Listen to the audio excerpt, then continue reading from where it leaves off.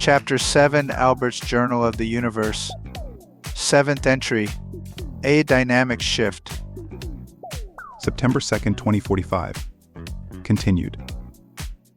In all of our experience with the Gateway, the World Tour, and this amazing dream vacation, we were unknowingly preparing ourselves for what this day's gift would present. We have lived out lifetimes in the blink of an eye. We have traveled the micro-universe as well as the macro. We have visited beings from our Middle Earth and in far reaches of many galaxies. We have transformed into photons of light. We have explored our essences in many ways, and there is no limit to what we can imagine. Yet somehow we were not prepared for this day as well as we could have, had we known it was coming. The dream day started out with a surprise visit from the child, I Am Presence, that we met in Lemuria, along with our old friend Zeb. They brought with them a marble small enough to hold in their hands. Zeb described to us what this was.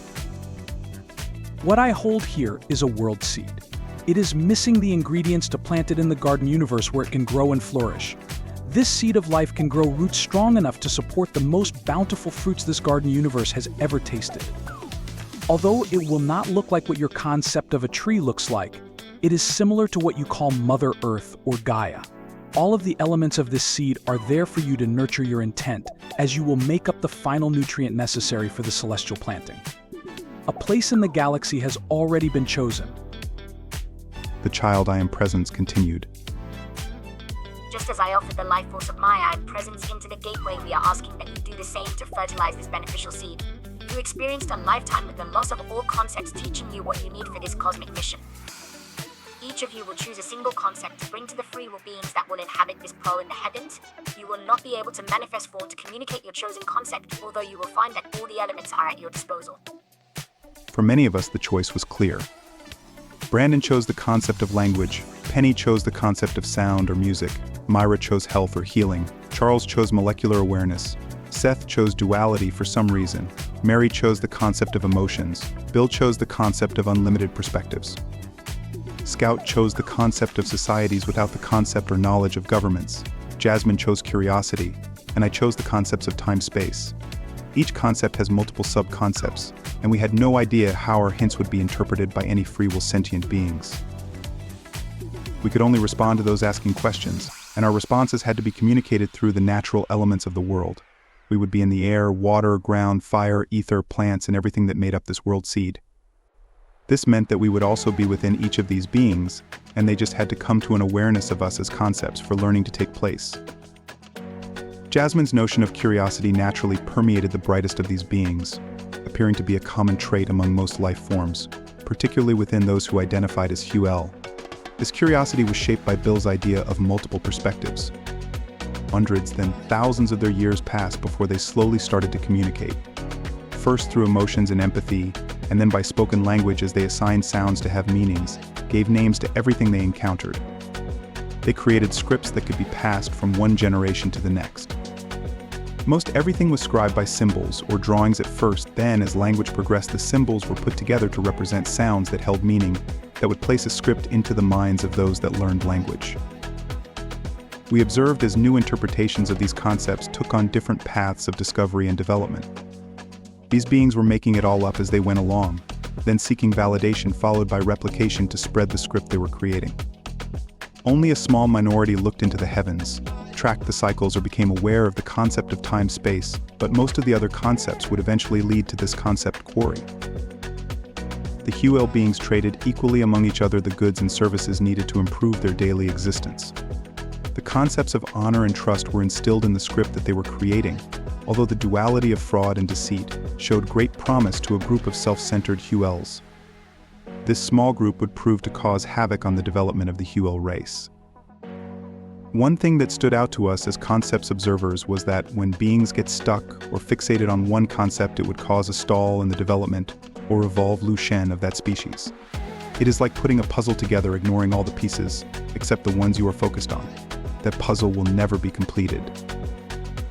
Many of the stuck in divide Yual were masterful script writers that gathered multitudes of validators, reconfirming their incomplete concept conclusions.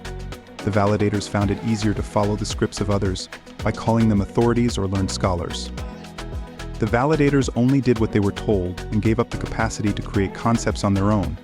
They only looked outward for their answers when more answers are within. Social classes were formed, and those that did not conform to the scripts being written were harvested. Those that conformed to the script and acted out their role in the script benefited, so there was no apparent reason to act out of character. They could not imagine the realm of possibilities that resided outside the limits of the script writers. They could not see the script for what it is, a small piece of the big puzzle.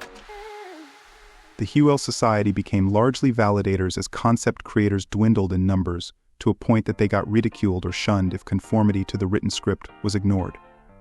Due to the validators' complacency, society evolved with a narrow perspective that benefited only a handful of scriptwriters who gradually seized control of all facets necessary for the entire race to thrive. Individuals are beings that seek validation of their own reality by coercing others with scripts of confusion meant to play to inner sanity of beings. The scriptwriters came up with the concept of ownership as they made claims on everything, including ideas. This was rather comical to us because we were nothing on this world except ideas, and they were making claims on us, attempting to enslave or corner the market on something that is abundantly available to all. The validators were so entrenched in the script that they could not comprehend the folly of the ridiculous claims. Somehow this world was taking the same path as our homeworld Earth took in development, and we felt that our roles in this world seed as ideas concepts was failing, barring an unhealthy fruit in the universal matrix. What could we do to turn a world of validators back to their natural state of concept creators capable of writing their own scripts? Generation after generation were programmed to the limited script as the script took on or absorbed the existing concepts of this now self-imposed prison of limited possibilities. Validators became enforcers of the script, agreeing with everything they were told. The only way to escape the involuntary imprisonment of ideas was to separate yourself from the closed-minded society that was taking over the world paradigm. Then you could write your own script, then seek validation on your own, or you could just write your own script as you went along, integrating and respecting the scripts of others. This would often prove to be a path that, if not recognized, would lead to hardships from the script conformized. If you saw beyond the normal description, you took the chance of being declared insane, which was actually enlightenment beyond the script. It was more important to be outsane than insane. The script writers, programmers, and enforcers could not allow inner sanity, so insane became a bad thing to avoid. They just associated the word with harmful actions to program the desired result that fit the script. What concept is missing? What questions are not being asked? The Hewells have to ask the right questions for the answers to come. We have no direct influence on this world seed.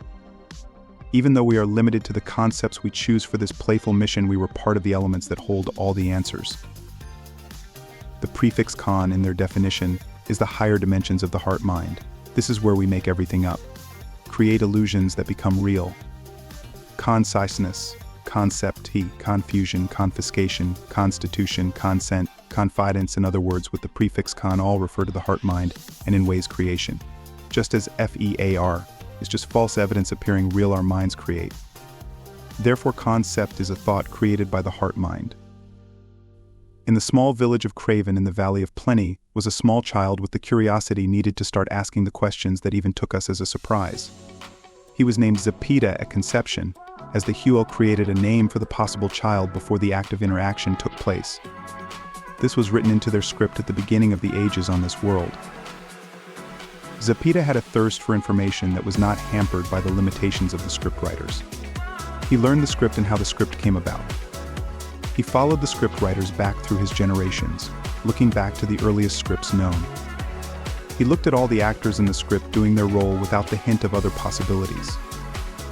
Zepeda became a script scholar that seemed to validate all that was written, taught, followed, performed, or acted on.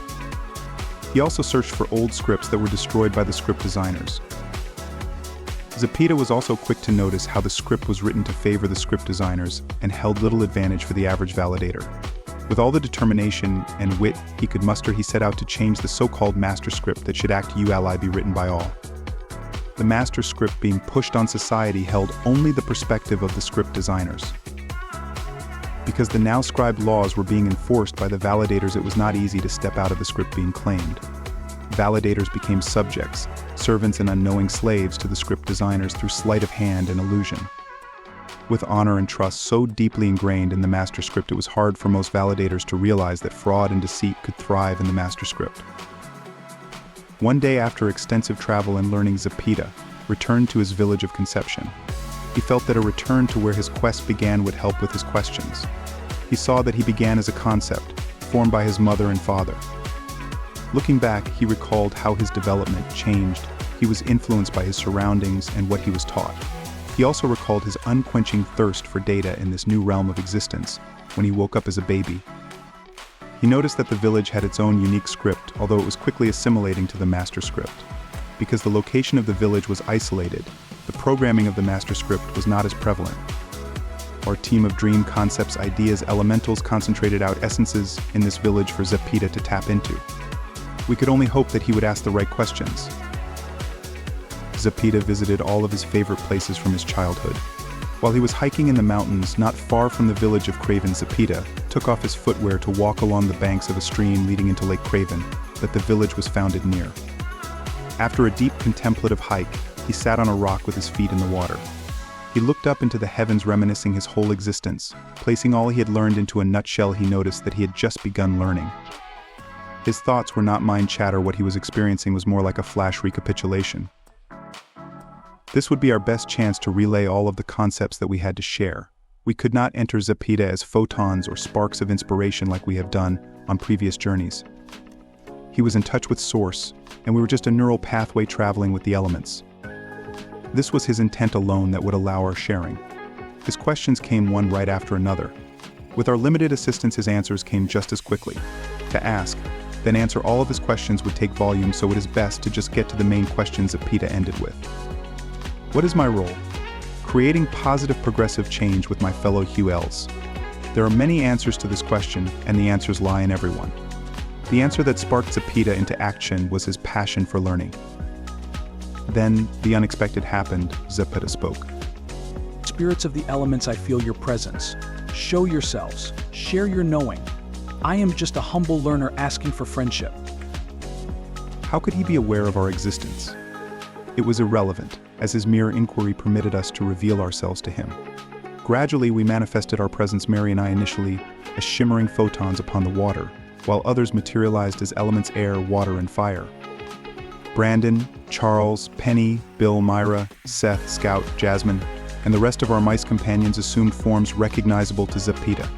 His open heart enabled us to take on the appearances we identified with, despite our carbon-based molecular structure making us distinctly different from Zepeda. We communicated for several of his day cycles, becoming great friends. We shared our experiences on our home planet Earth. Zepeda came with us into our fifth-dimensional dreamscape as we shared more of the wonder that the universe has. He marveled with us as we shared the planting of his world seed with him. He could see the potential for the bountiful blossoms that his world could offer. He felt the loving intent placed in the seed world as it was planted, then nurtured. Scout showed Zepeda that even his most fantastic dream of what could be was not only possible, but with the dreams of others, it could outreach all possible expectations. Accepting is better than expecting. There is more to learn with acceptance. Detached acceptance is even better. That way you do not have to validate or seek validation. Action towards others is taken only if harm is being generated. Action is needed to stop the illness that the harm causes. Zepeda soon realized that Source is everywhere and everything, experiencing itself from every perspective imaginable. How wonderful. No scriptwriter can trick, claim, force, or coerce their limited perspective on anyone or anything, not without your consent or validation. When the time came for Zepeda to part with us, he had full comprehension that we are travelers just like him and not deities or prophets. The universe was now his playground. It took the Source within him to ask the right questions, so now his questions are more abundant than ever. Throughout his life, Zepeda dedicated himself to teaching others to search for deeper answers. He never sought external validation for the insights he conveyed. Rather, he inspired others to consider multiple perspectives, acknowledging that seeing every viewpoint is impossible. He imparted his knowledge not as a scriptwriter but as a script integrator, understanding that inspiration is more valuable than rigid adherence to an unquestionable dogma. Our task as concepts was complete now that the spark that Zepeda started spread. We observed as the seed world blossomed in the galaxy garden it was planted and giving out vibrational healing.